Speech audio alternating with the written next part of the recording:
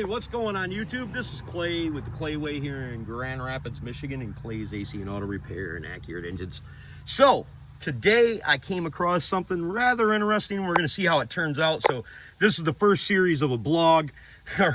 Is this going to be sweet or is this going to be sour?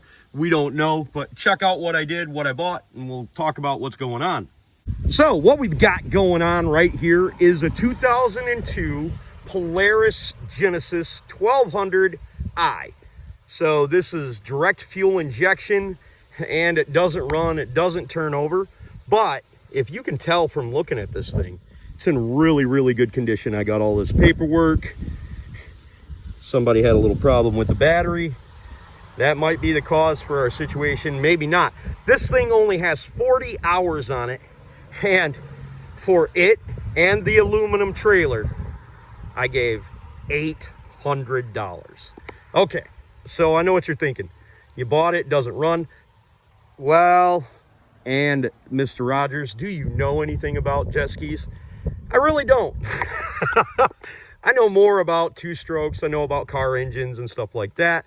But because this thing was in such great shape, we're going to do a little vlogging video on what we find out and some of the things that we can do. Now, one thing I know, because I've already looked it over a little bit, is that it doesn't turn over when I push the start button. Now, my assumption, and I'm pretty sure I'm right about this because I do know cars a little bit. This is the ugliest seat I've ever seen on anything, but I was thinking about why they would make this color from the factory. Probably because it's light, and that means it'll stay cool.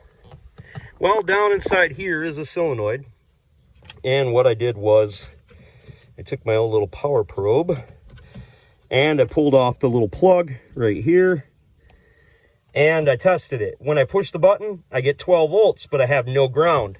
Now back here is where the battery goes, and also the computer's sitting down there, and it's electronic ignition. So we're going to take this out, and hopefully I can make future video of repairing this, because one, this is very hard to come by, and it's matched to these fuel injectors. Now, this is all stuff that I've learned recently, so don't think that I'm a super knowledgeable guy, but we can do some very basic tests on this. We need to figure out if we have compression, which I already know we do. I haven't tested it, but I have turned it over because we can jump the solenoid.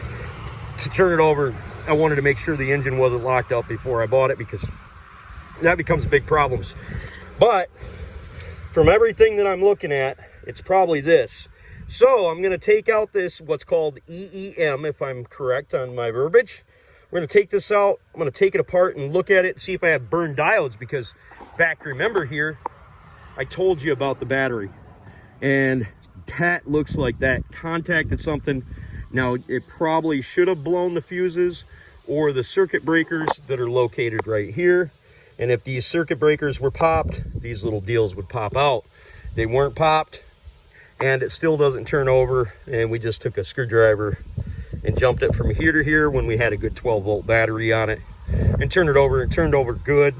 Sounded like it had compression. So in the upcoming weeks, check out what I'm doing to this thing. And this is apparently a very big problem. So if I'm able to fix it, you're definitely going to see it. But for right now, it feels like a good buy. And even if the jet ski, for whatever reason, was junk and I wouldn't spend the $700 or $800 for a computer, which I will, we could sell this trailer and a good engine probably and recoup probably more than what we've got into it so far. So we're doing good so far, but hopefully we can get these kids on this thing and have a little bit of fun at the lake. So look for this in the future. Remember, if anyone else can do it, I promise you, you can do it too. Don't be the next to them, be the first to you. God bless, and have the best of days.